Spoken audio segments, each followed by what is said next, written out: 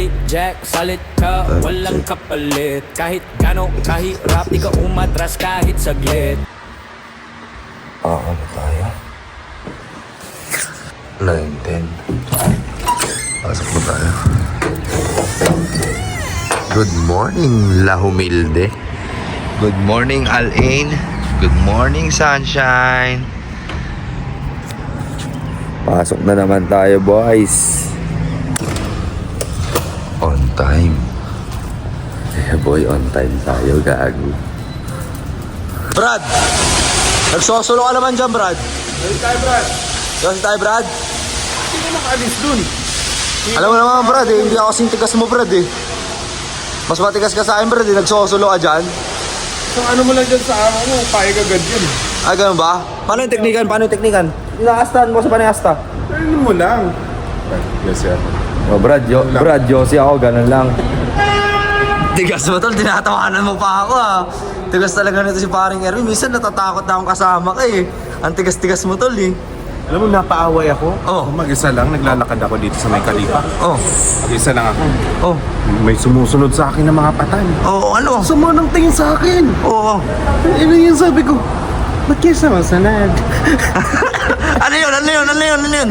Parang nakakatakot yung tunog na yun, tol, Paano? Huwag ka mananapak. Napapatras tuloy ako. Ano ibig sabihin nun? Gago. Mananapak ka, Tol, may lang hindi talaga. Nakita nyo naman, umahamba talaga to, Kaya, alam mo, confident ako kasama kita, Brad. Yan yung mga pagganyan-ganyan mo. Ano, tigas yun.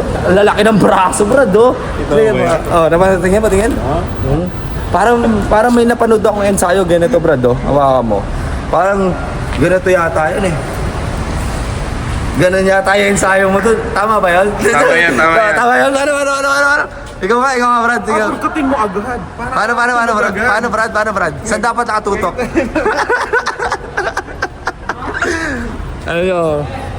Ano kasi yung sinabi mo kahapon? Bawal ano? Bawal yung ano dito sa Alain. Bawal yung dapat sila. Oo. Inuhuli ng mga polis.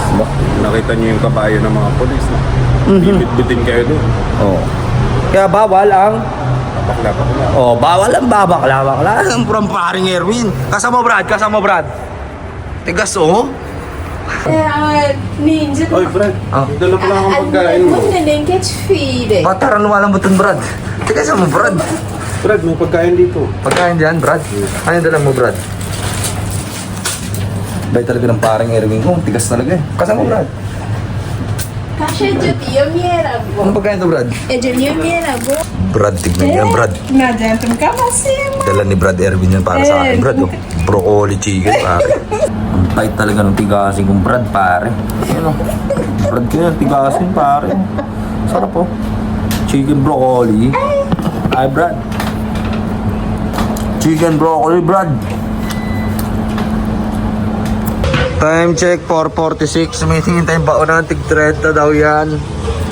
Nabasag natin yung baonan ni paring Erwin, mga tol. Ito na yung naipalit natin doon sa nabasag natin kay paring Erwin, Brad, yung nabasag kong baonan, Brad. Baka ipukpok sa akin ni Brad Erwin to, Ang tigas pa naman yan. Sabi ko sa'yo, Brad, huwag na Hindi, Brad. Siyempre, Brad. Binila mo ako ng pagkain, Brad. Tapos binasag ko yung baonan mo, Brad. Paano ka magdadala, Brad, ng crispy pata? Ano mga gusto mong ulam po? Ang lakas ko naman sa'yo, Brad. Kasama, Brad. Brad, sabi mo tosino. Tosino, Brad. Tosino tapos may kamatis. Ang sarap yata nun, Brad, Ninong sa lukban pa naman niya. May bawang. Parang tinitigas ang ni Kuya Ryan, Brad, Pakita mo. Yan ang asa mo. Brad, lalaki, no? May ano ba ako sa'yo? May ano ba ako? Ayan, wala naman pala, May kang pasensya, matigas to. Di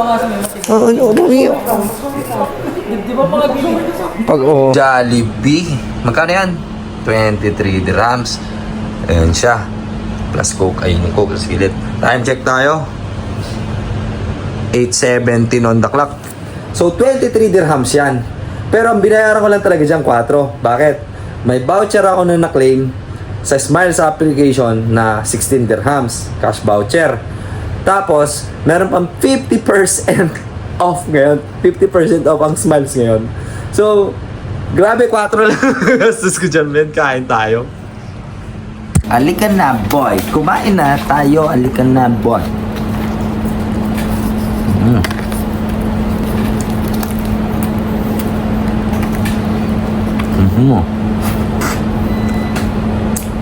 Graving sinasaba o ginagawang soup. Alam niyo yun? Yung graving ginagawang soup. Brad.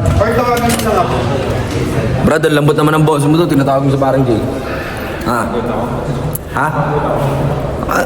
Uy, Brad. Kala nyo lang dyan. Nagluloko tayo, Brad. Dito mo yung grader ko. Oh. Anong tawag mo doon? Tawag dun sa feeling ng mga patahan. Nag-enjoy ka naman yata. Parang nagdadalawang isip na ako. Brad, ano ba talaga, Brad? Ha? Pagod ka? Wala. Ganito pala naglalambot ang tigasin natin si paring Erwin pag naglalambot pagod sa trabaho. Ano? Ganyan pala. Pinalimutan ako ng mga patan. Nalimutan ka ng mga patal. Brad, tapos ano naramdaman mo? Nung nalimutan ka? Ano? Mababa lang. Basta mababa. No? O, dito lang tayo, Brad.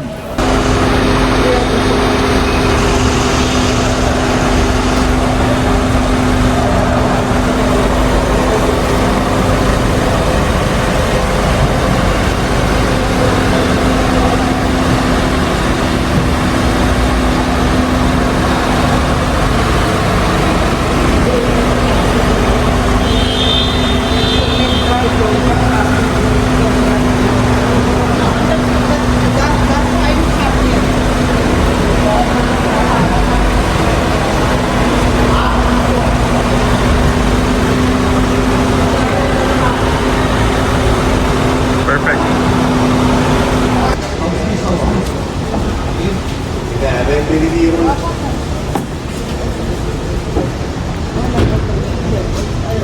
Idol, galing mo. That's better na nga. Because the space there, oh. Ano? Tumutulong tayo ng Mini Cooper, pare. Naka-Mini Cooper tayo, Brad, di ba? Galing mo, Idol. Ganun tayo kabait, tol. Tumutulong tayo mag-park. 9:08 na. 12 hours na tayo nandito sa work, pare. Just got home, mga tol.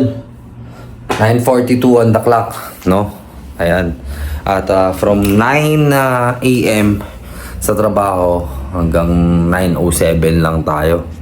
Tapos nakakauwi ko lang. So, sa mga nanonood sa akin, ng mga kapwa ko, OFW, tsaka sa mga followers, supporters natin, huwag niyong gagayahin po yung ginagawa ko. Ako ay isang taong medyo nag-overextend na rin ako sa kakayanan ng katawan ko. Masama to.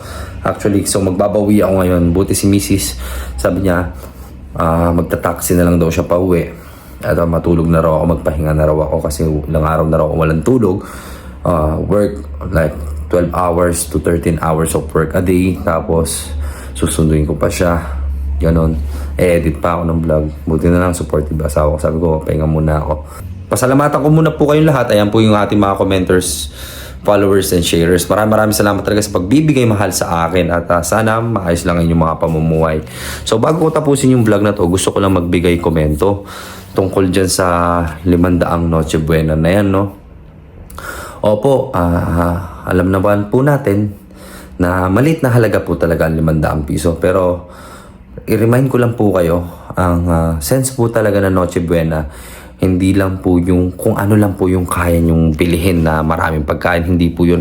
Ang sense po ng Noche Buena is to celebrate the family gathering. Sino ang present sa biyayang meron kayo sa mga oras na yon. Yung kaya nyong i-cherish. Yun talaga ang real Noche Buena. Let's say, alam naman natin na, sorry to say, no, our government is kind of joke, diba? So, etong joke, dark joke na ginawa nila sa ating mga Filipino na wala ring masyadong respeto nga naman sa pag-share ng halaga na 500 piso ay kasya na raw. At alam naman natin, hoax yan at hindi talaga sapat na pera yan. Let's take it on a positive side. Huwag natin masyadong masamain na 500 kasya na, ganyan, magko-comment tayo, complain, tapos bato tayo na masasama sa ating gobyerno. It means our government is just trying to put on a bad joke na mahirap ang Pilipinas at gusto niya tayong matuto. Siguro ito positive lang ako masyado, no, na gusto lang tayong matuto ng gobyerno natin na pahalagahan ang kahit anong meron tayo. Kasi nga, yung 500 piso, yung iba nga hirap din talagang kuhaan yan. At kung mapaprovide mo yan, yung 500 na yan, kung ano lang kaya nyong bilhin na pagkain dyan, kahit hindi magarbo, as long as masaselebrate ninyo yung araw ng Noche Buena na nakasama nyo yung pamilya ninyo, dapat maging masaya na kayo. Alam ko, hindi sapat yan, pero nga yung sense ng Noche Buena, mga tol, yung sama-sama ng pagmamahal para iselebra ang magandang araw na yan. So ayun lang, at wag na natin masyadong i-complain kung ano meron sa gobyerno natin. Ito lang ang kanilang paraan na para sabihin, gumising kayo, kumilos kayo. Nahihirapan din ng gobyerno natin. Kaya ganyan, dinadaan na lang sa subliminal message para hindi tayo masyadong masaktan. Pinagmumukha rin nila sarili nila na tanga. Hindi rin nila kayang diretsuhin tayo ng mga Pilipino na napakahirap ng bansa natin. So tayo na mismo ang tumulong at magkusa. Paano maiibsan ang kahirapan ng ating bansa? Paano? Kumilos tayo sa sarili nating mga paa. Huwag natin ibato lahat ng ating problema na nararanasan sa ating gobyernong namamahala. Dahil ikaw, bilang isang tao, ikaw ang namamahala ng gobyerno ng sarili mong pamumuhay. Ang gobyerno ng Pilipinas ang pangkalahatan, yan ay para sa lahat ng Pilipino. Pero iba pa rin ang kikilos para sa sarili mo. Kaya tulungan mo ang sarili mo, kapatid. At ipapaalala ko sa iyo, ang Noche Buena, maging masaya ka kapag kasama mo ang iyong pamilya. Kami mga OFW dito, wala kaming tsansa na makasama man lang sa magandang araw ang aming mga minamahal. Ako, tol, malayo ako sa magulang ko. Kasama ko man asawa ko, hindi naman namin kasama yung mga anak namin. So, there are things in life that we need to be happy and satisfied, no? Kaya sana matututo ang mga Pilipino na mag-appreciate kung anong meron tayo.